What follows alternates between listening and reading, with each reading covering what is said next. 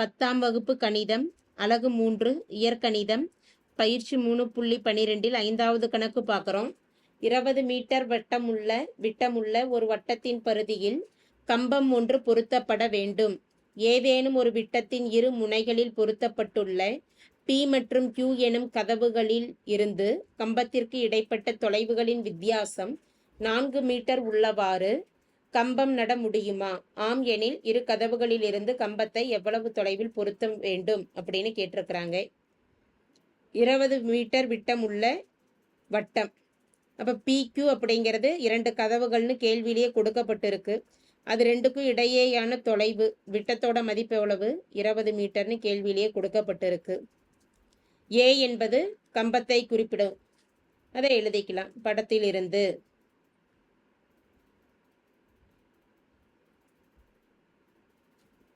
A என்பது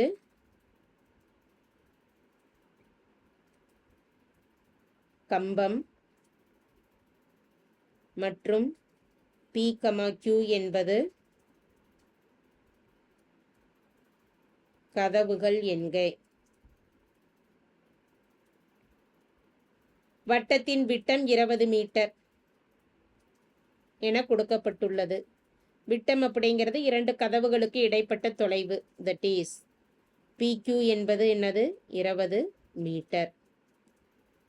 அதே போல ஒரு கம்பத்திற்கும் கதவிற்கும் இடையேயான தொலைவு நமக்கு என்னன்னு தெரியாது. அதை எக்ஸ்ன்னு எடுத்துக்கலாம். Pங்கிற கதவுக்கும் கம்பம் ஏக்கும் உண்டான தொலைவு எக்ஸ்ன்னு எடுத்துக்கலாம். PA ஈக்குவல் டு என்ன தொலைவுன்னு தெரியாது. அதை எக்ஸ் மீட்டர் என்க. கேள்வியில கொடுக்கப்பட்டிருக்கக்கூடிய நிபந்தனை ஒரு வட்டத்தின் இரு முனைகளில் பொருத்தப்பட்டுள்ள P மற்றும் Q எனும் கதவுகளில் இருந்து கம்பத்திற்கு இடைப்பட்ட தொலைவுகளின் வித்தியாசம் 4 மீட்டர் உள்ளவாறு கம்பம் நட முடியுமான்னு கேட்டிருக்கிறாங்க. அப்ப கம்பத்திற்கும் 2 கதவுகளுக்கும் இடையேயான தொலைவுகளின் வித்தியாசம் அப்படிங்கிறப்ப எந்த நிபந்தனையை நம்ம பயன்படுத்தலாம்னா PA P என்ற கதவிற்கும் கம்பத்திற்கும் உள்ள தொடர்பு மற்றும் QA இதற்கு உண்டான வித்தியாசம் 4 மீட்டர்னு எடுத்துக்கலாம். இதுல PAவோட மதிப்பு எக்ஸ் மைனஸ் QA என்பது நமக்கு தெரியாது ஈக்குவல் டு 4 அப்படிங்கிறப்ப QA இதுல இருந்து கணக்கிட்டுட்டோம் அப்படின்னா வலது பக்கம் இருக்கக்கூடிய 4 இடது பக்கம் கொண்டு வந்துட்டோம்னா -4 ஆயிடும். மைனஸ் QA வலது பக்கம் போறப்ப +4 QA equal to x minus 4. வரைபடத்துல இதை குறிச்சுக்கலாம். QA என்பது என்னது? X minus 4 metre. QA என்பது QA equal to x minus 4 metre. அரைவட்டத்தில் அமையும் கோணம் எப்பவுமே நமக்கு என்னவா இருக்குன்னா ஒரு செங்கோணமா இருக்கும். இது நமக்கு ஒரு தேற்றம். அரைவட்டத்தில் அமையும் கோணம் எப்பொழுது என்ன கோணமா அமையும்? செங்கோணம் ஆகும். இப்ப இந்த அரைவட்டத்தின் மீது அமைந்திருக்கக்கூடிய கோணம் எது? A என்ற கோணம். கோணம் A என்பது செங்கோணம் அப்படின்னா 90 டிகிரி.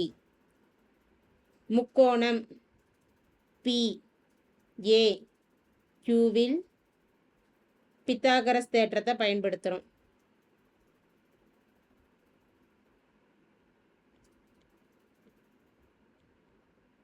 பித்தாகரஸ் தேற்றம் என்ன?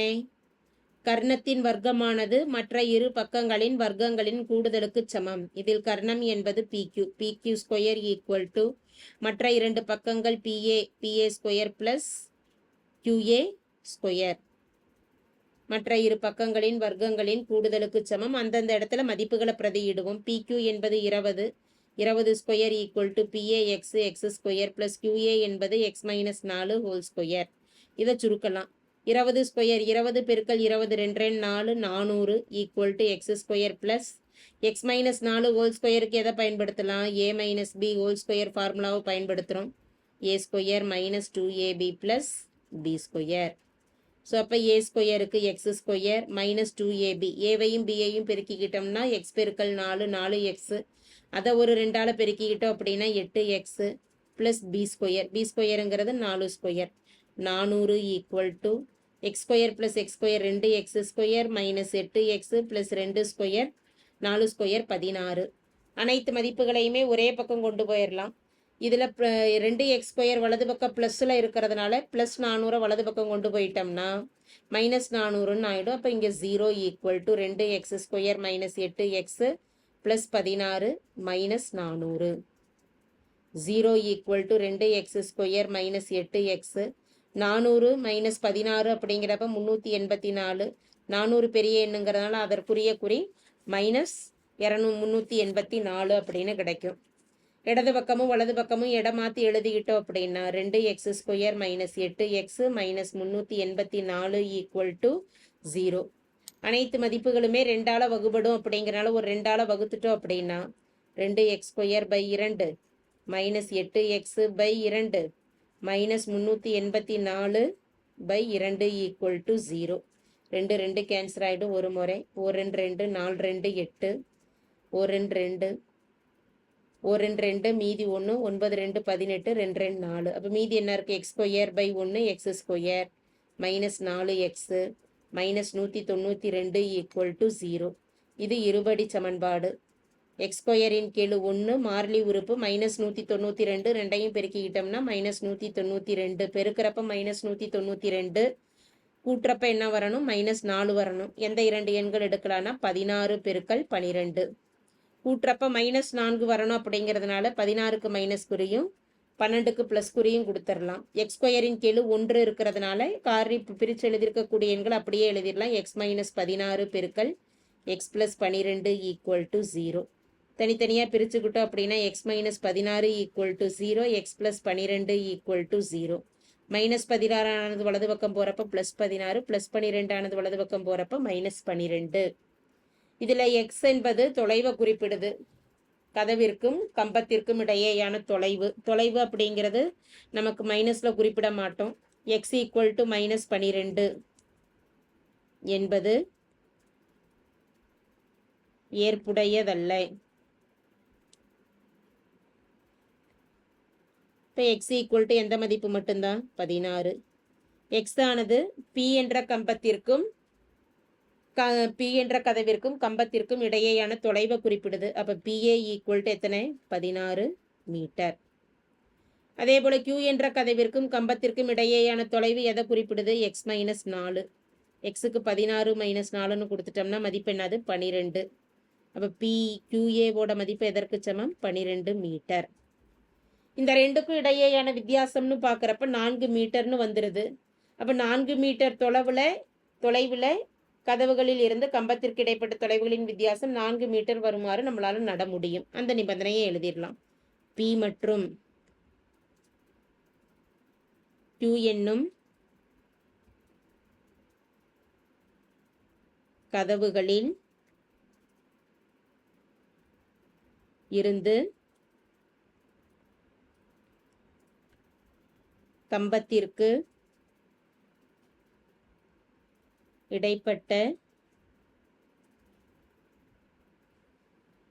தொலைவுகளின் வித்தியாசம் 4 மீட்டர் வருமாறு நட முடியும். அப்படி 4 மீட்டர் வருமாறு நட முடிஞ்சது அப்படின்னா 2 கம்பத்திற்கும் கதவுகளுக்கும் இடையேயான தொலைவு எவ்வளோ தொலைவில் பொருத்தணும். therefore கம்பம் A ஆனது P என்ற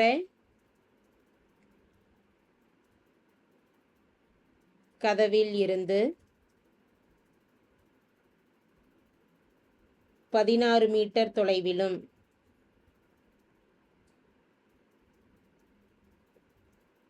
Q என்ற கதவிலிருந்து 12 மீட்டர் தொலைவிலும்